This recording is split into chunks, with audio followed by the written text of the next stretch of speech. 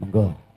Sumangga dumateng sang janing pertamu kakung Sumawara Putri sugeng midhangetaken sugeng midhataken kados pundi lenggot bawa solah bawa kridhanipun adik-adik kita saking tatah desa Boyolangu sinengguyung dening jarana Silir Kuda tali rasa sembah nuwun.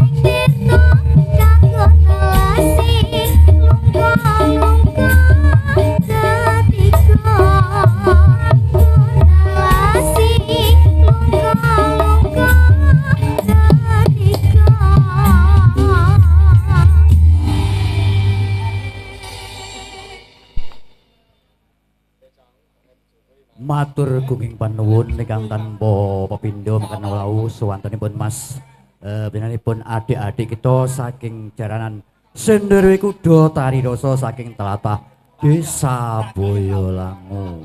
Dumateng sangyaning para tamu ingkang sampun jumendang utawi lenggah satata wonten ing ri kelengan dalu menika ingkang sami-sami hamirsani kridhanipun jaraning Senderewe Kuda Tari Rasa. Nggih. Pramila menika tasih wonten kalodhangan sawetawis adik kita ingkang badhe nyumbang lelagon inggih menika panjenenganipun adik Mas Kloeder ayo Teti Saboyolangu. Eder nggih monggo-monggo nggih. Dumateng sang-sang para tamu monggo dipun wiwiti salah setunggal tebangan saking adik Leder nggih saking tlatah Desa Boyolangu Kabupaten Tulungagung ingkang sampun kondang kawentar kaloka wonten saidering jagat Nusantara. Dumateng panjenenganipun sumangga jeng dipun tindakaken. Nggih niki kula ajeng berdua kalih niki nggih. Oh nggih monggo. Oke. Berdua nggih. Monggo Mas. Duet berdua. Monggo. Iya. Minta Kusuma Wijaya ya. Monggo Kusuma Wijaya. Sugeng midhangetaken sugeng hamirsani kados pundi. Sawer sik, Pak. Krida tembang lagu-lagonipun dumateng adik-adik kita saking jaranan Senderewe Kuda Tari Rasa. Sugeng hamirsani nembah nuwun.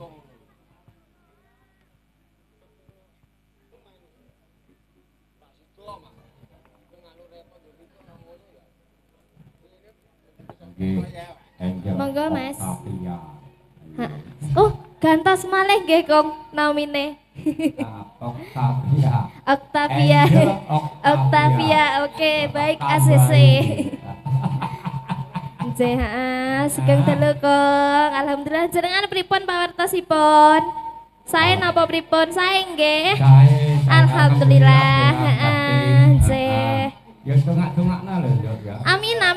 Mugi-mugi panjang yuswanipun, sehat, berkah.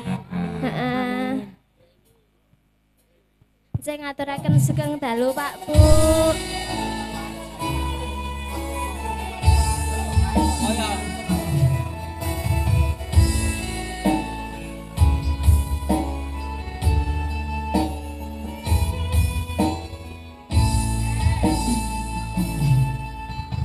Lunging mekar lan semi puspita ing Taman Sari manglung manungsung wengi kalawan wulan ndedari ngambar domesasmita sang kumbang bebayang ngerangsang pucuk sarining kembang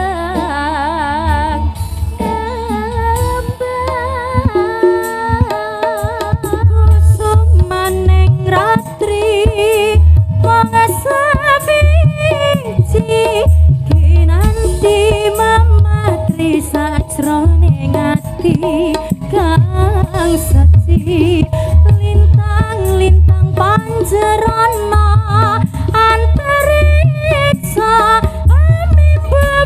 ayu sangarina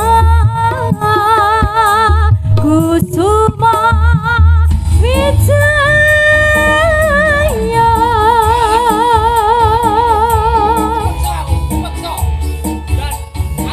bareng kuda tali rasa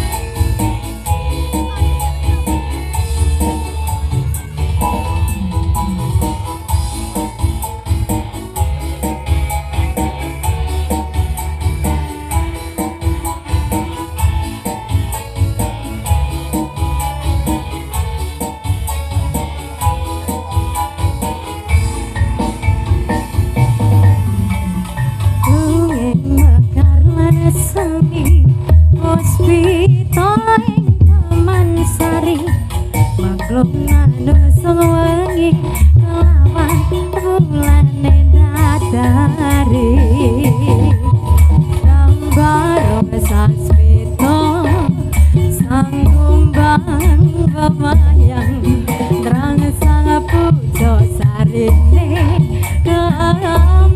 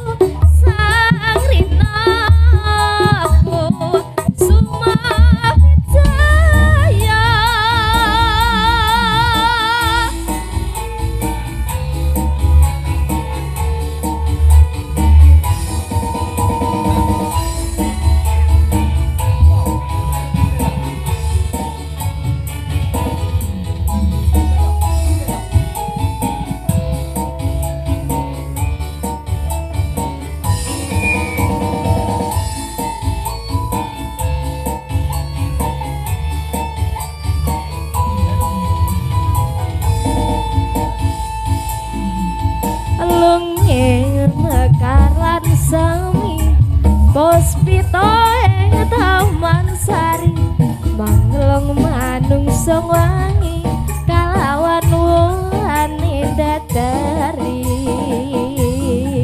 ngambar sasmita sang kumbang bebayang rangsang bocah sarining kembang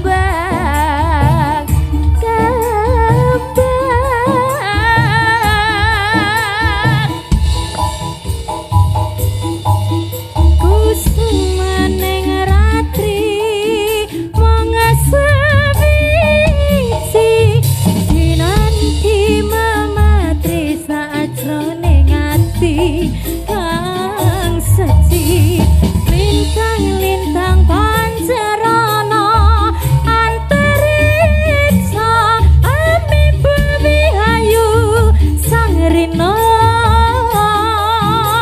kusuma wijaya ami bewihayu sang rina kusuma wijaya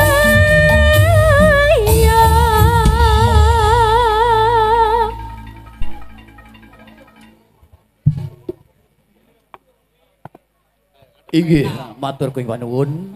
Makan walau salah kridanipun putra-putra saking jaranan kuda tari rasa saking tlatah desa Boyango. Wondene adicara sakanipun inggih menika mboten katalumpen badhe nyagakaken tawi nyiapaken inggih menika adicara panyuwunan utawi obong dupa ingkang dipun salirani dening para kanca-kanca utawi kadang taruna saking tlatah desa Belangu kanthi jaranan sendiri kuda tari rasa ingkang dipun pinisuwui dipun Bayan Ciwuk utawi Bapa Bayan Ciwuk ugi saking tlatah desa Boyolangu.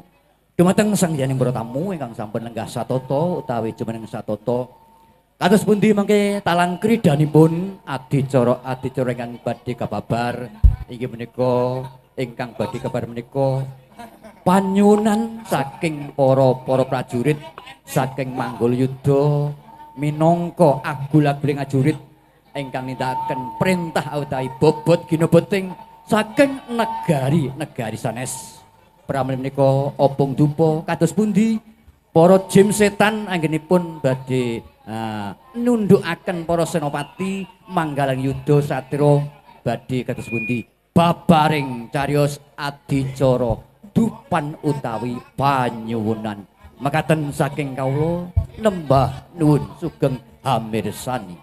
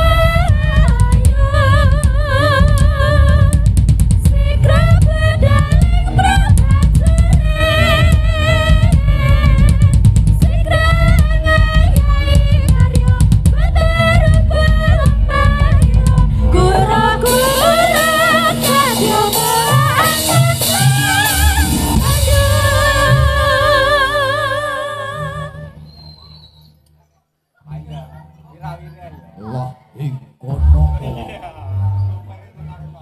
sajroning wana gegorotan kayu kayon pating garot swaraning kayu kosot banguin sigara anak sabuk ing salira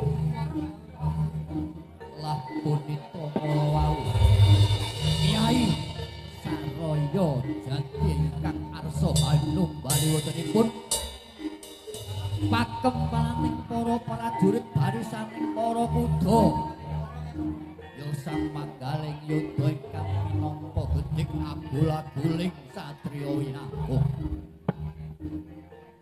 segara saluku uga nutupi babagan sangang perkara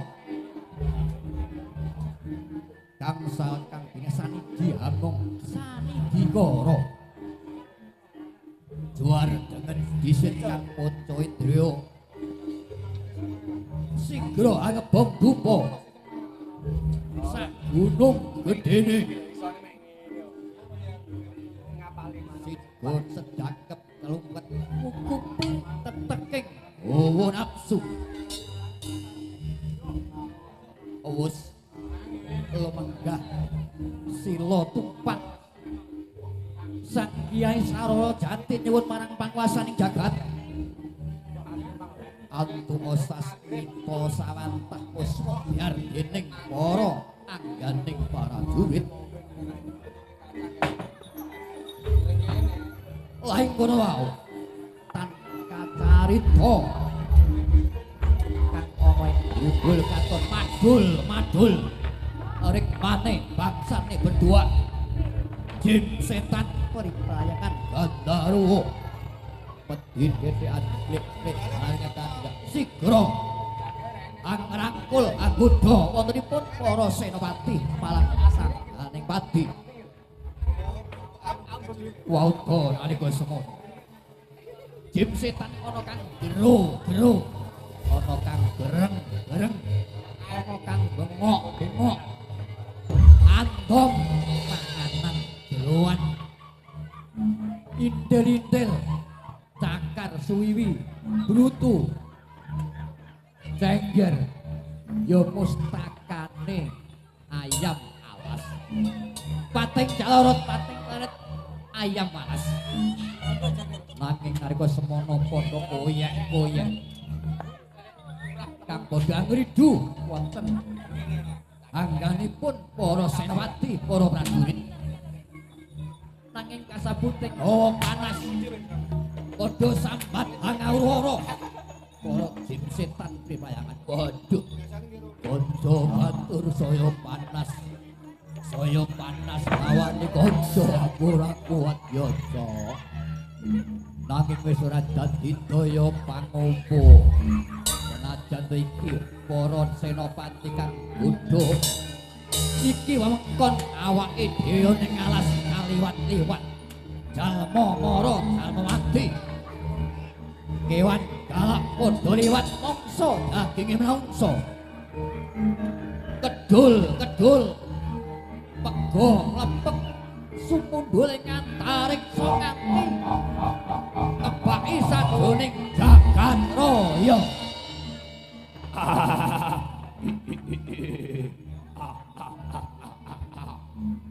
ana kang lerok-lerok ana kang guyu ana rebutan sembarang dengah buah nanging nalika semono padha andum berdua bangsane siji bangsane setan Gandharwa wewe gombel ingkang mingis-ngis nalika semono katari ing eri mengarung kang karung-karung dumuging sumurung wo kang sirung padha dening para jin setan pribayangan nalika semono saking panasing gawa kang saka widaning para senopati sigra bubar saknalika para jin setan pribayangan aduh yo aku ora kuat Waduh. Aku ya ora kuat, aku ya kuat.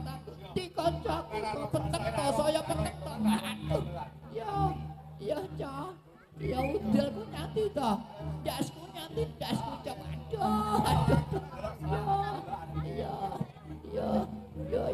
Nganti para sinden delik saya. Ya. Sigra bubar para jim setan priprayangan ingkang samya hendak sikara mateng lampahipun para senawati ya sang talang pati nanging katawis padhang ya sumirat kenging daya pangaribaning para prajurit para senopati ingkang sampun netepi jejibaning para prajurit wah ayo Jo saya gede ora kuat aku Jo mundur Jo mundur Jo mundur Yo ya lo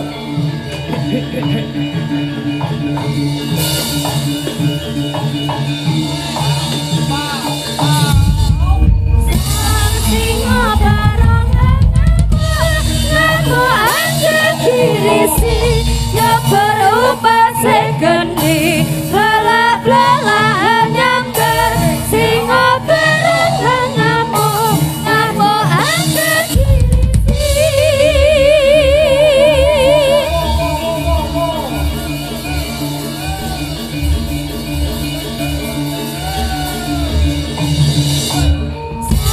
singa barang ngaku anjir kirisi yang berupa segeni lelak-lelak nyamber singa barang ngaku anjir kirisi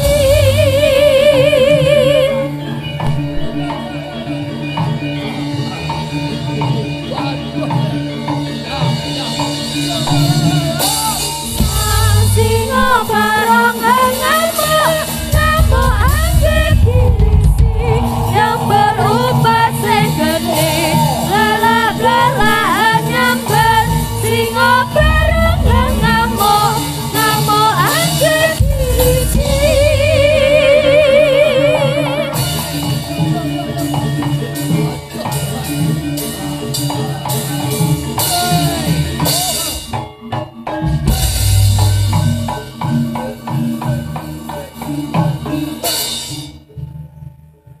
Sigra medal saking sasana Kyai Saraya Jati nanging katan sarata anastangkala ingkang minangka duri utawi luwing sere Kyai Saraya Jati auto nalika semolan julampahing para prajurit Sigra Siniwaka tindaken jejering jejibaning negari Hey!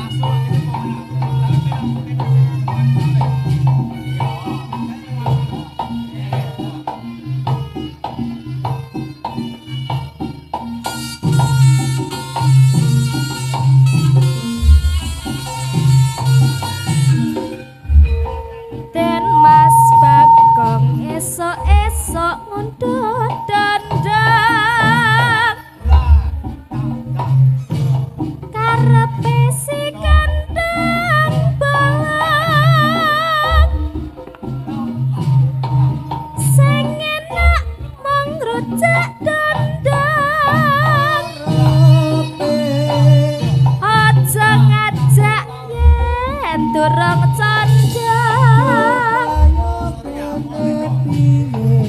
mumpung esok rejak dondang yen wis rujuk mangsa barang rujak dondang rujak emang kang wis kalah rujak dondang rasa gelang ati condong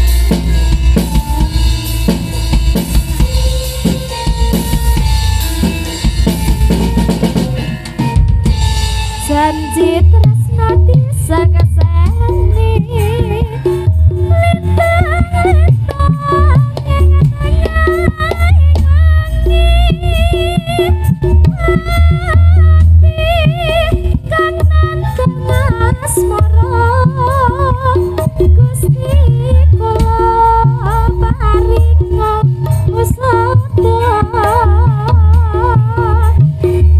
rembulan ning wengi nambaika kasengat iki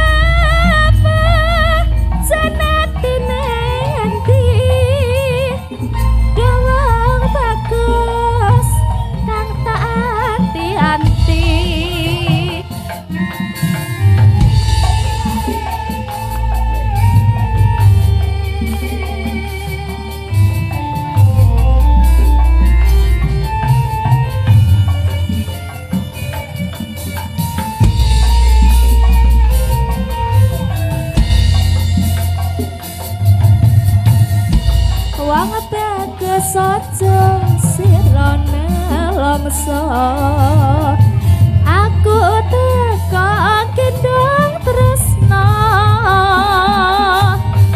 lalangan asmara gawe sewu rasa nambani hatiku jiwa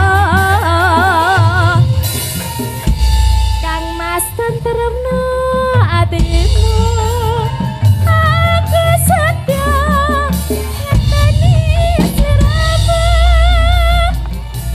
tangan ku bisa ketemu tresno suci mangkio rayu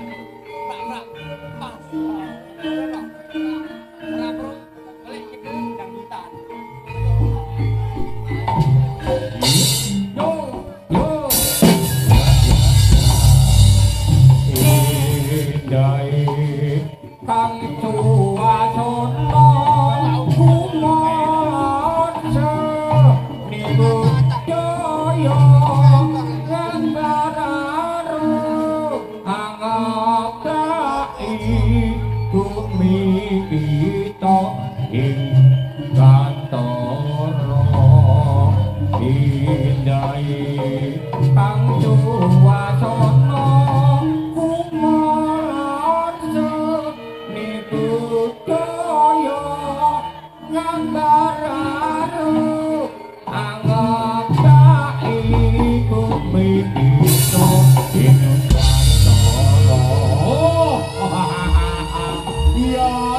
Jajari to. Oh. Oh.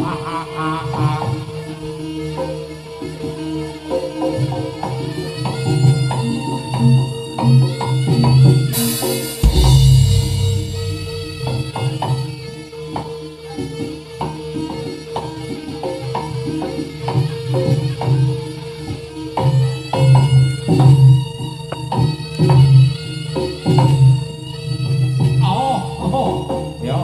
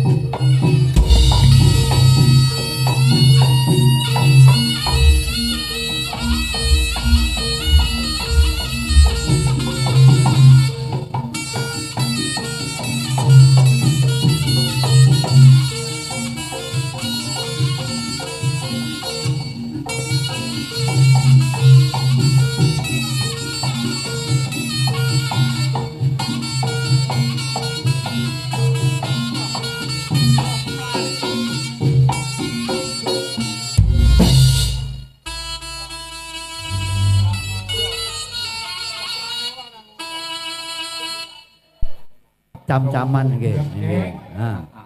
Nggih. Sami Kak Di. Niku cekokan apa dereng? Cekokan apa dite niku? Beh, aku lek cekoke wong aku ora diutuk kok. Nggih. Nyokot ndak loro lho, Pak. Nggih, nggih, nggih. Pun mekaten Pak Di, niki medal sampun dangu. Bra menika monggo dumateng panjenenganipun ingkang badhe menika nembang kula aturi jumeneng wonten ing pagar menika. Niki sing nyarian sinten Pak Di? Pak Pur piyambak napa wakil?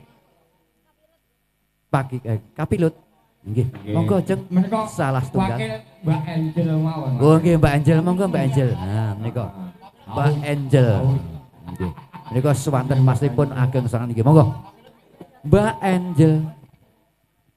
Kula aturi luap laup minangka adicara lipur menika kaludangan wekdal kula aturi pinggan sami sugeng midang teng dalem. Cara lomboke Mbak Angel lombok cabai rawit. Nah nggih, pedes. Terus tasik anu Dik Pak Di. Tasik SMP. Nggih SMP. Oh, kula tasik SD kok. Oh, SD. SD. Oh ya layak Kula SD. kelas 6. Kelas 6 nggih, Nggih. monggo-monggo nggih. SD. Nggih. Monggo jeng platuri lap-lap. Oh, nggih. Pedal kula Jenengan aturaken. anu nggih nderek beso. Mbah napa saged Mbah? Nggih saged nggih. Saged. Nggih, monggo-monggo. Krencangi Ajar kula. beso nggih, monggo-monggo. Timbang dhewe. Once, heeh. Pak Pur mboten kersa nembang Monggo, Pak Pur. piyambak, Bapak. Pak Pur. Niki lho Pak teng ajeng. Wah, nggih Pak Pur. Monggo nggih. Monggo. Dipun Oh, bukan apa? Bapak Lurah. Nggih. Mbak pilih Nggih, kersa napa Ibu Lurah? minggah teng mriki Nggih. napa Ibu Lurah? Monggo. Monggo. Sing Derek badhe beksa. hiburan teng mriki, Nggih. heeh. Suka pari Napa suka nggih? teng mriki nggih. Monggo para kanca dipun Monggo adosi. Kang Mas. Ya.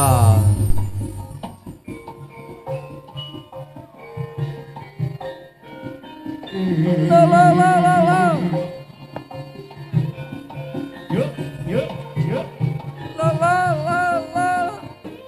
Yo.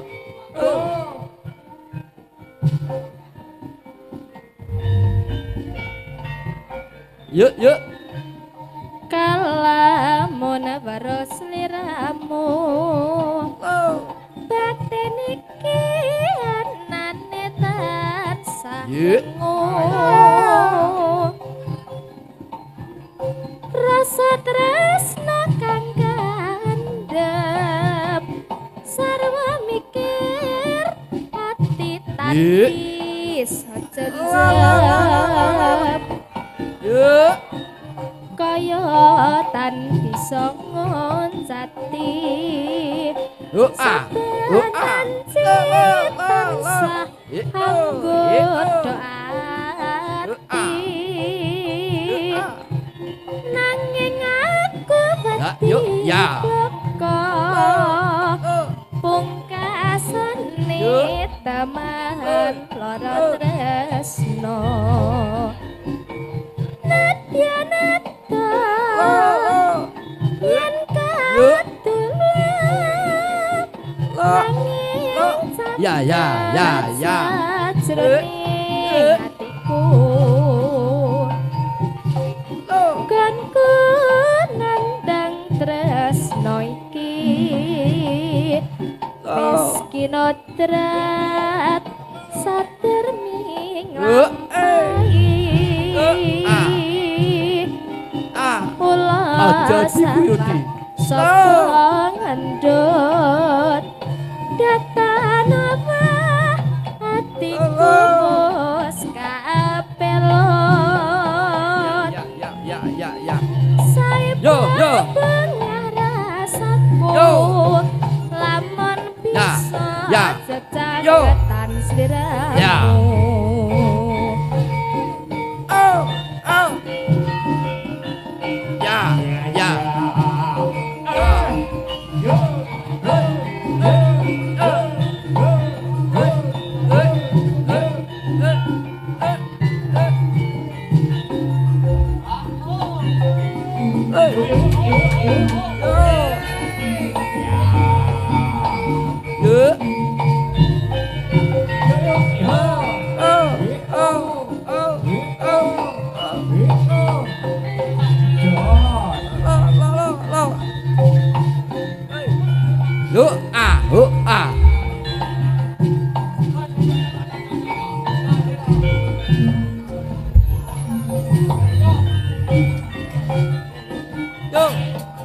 lamun baros kamu pemikiran ati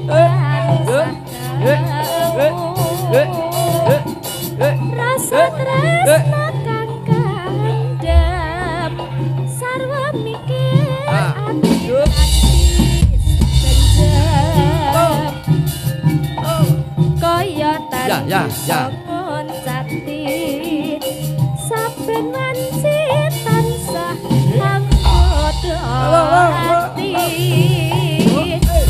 nanging aku dibuka pungkasane dahan lara tresno nadya nada yen kadulah nanging sajane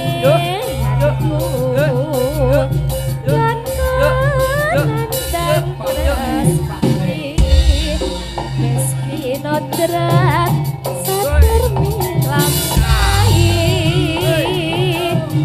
ula sama sapa ngendut datan apa hatiku bos apelon saya babon rasaku lamun bisa cacaketan sliramu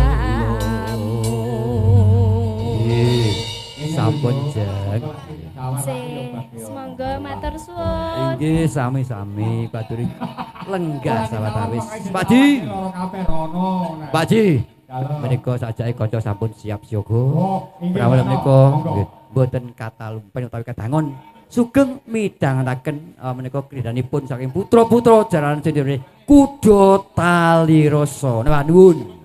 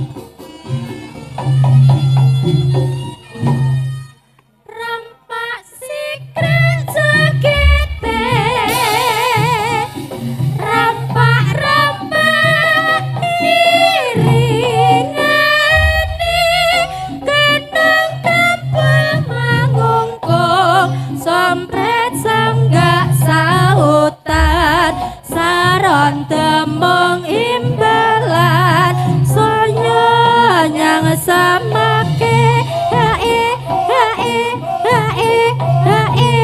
solahan tiramu